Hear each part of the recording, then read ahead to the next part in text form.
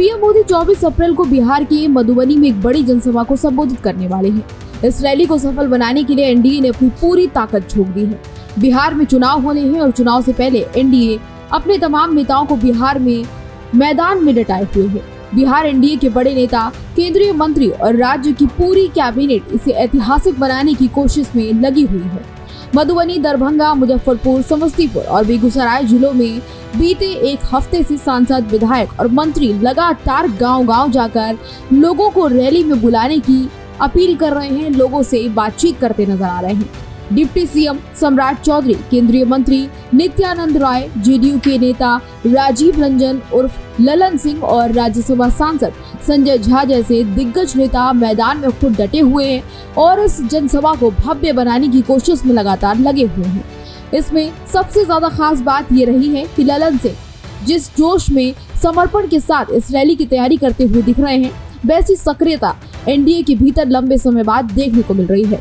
यही वजह है कि राजनीतिक हलकों में सवाल उठ रहा है कि क्या इस बार बिहार में ललन पॉलिटिक्स की वापसी होगी।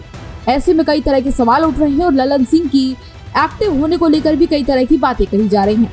राजनीतिक विशेषज्ञों की अगर बात की जाए तो पीएम मोदी की रैली केवल जनसंपर्क का जरिया नहीं बल्कि एनडीए के भीतर शक्ति प्रदर्शन का मंच बन चुकी है। खासकर जेडीयू नेता ललन सिंह की भूमिका सबका ध्यान खींच रही है।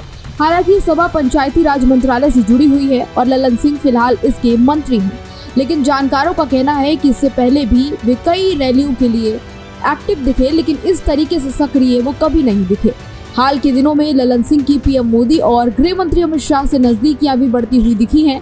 ये न सिर्फ उनकी भूमिका को मजबूत करता है बल्कि उन्हें जेडीयू और एनडीए के बीच एक सेतु की तरह प्रस्तुत भी करता है। वहीं जेडीयू के कार्यकारी अध्यक्ष संजय झा पूरी ताकत झोंक रहे हैं। ऐसे में माना यह भी जा रहा है कि इस रैली में भीड़ के सारे रिकॉर्ड टूट सकते हैं।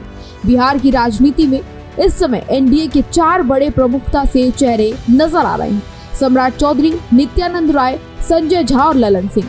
इन सभी की सामाजिक पृष्ठभूमि, इसके साथ ही संगठनात्मक अनुभव और जनाधार का तुलनात्मक विश्लेषण किया जाए तो ललन सिंह का कल इन सबसे भारी पड़ता नजर आ रहा है और वो सबसे वरिष्ठ भी हैं और बीजेपी के भूमियार वोट बैंक से आते हैं।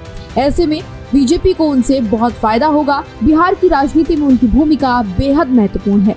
सम्राट चौधरी कोइरी कुशवाहा समाज से आते हैं और वे बीजेपी के राज्य अध्यक्ष भी हैं, लेकिन उनके ऊपर नीतीश कुमार जैसी बड़ी राजनीतिक छाया है। नित्यानंद राय यादव समुदाय से आते हैं, लेकिन इस समुदाय पर आरजेडी का गहरा प्रभाव है जिससे उनकी सीमाएं स्पष्ट हैं। वहीं संजय झा की बात की जाए तो अब तक रणनीतिकार की भूमिका में ही वो ज्यादा सफल नजर आए हैं।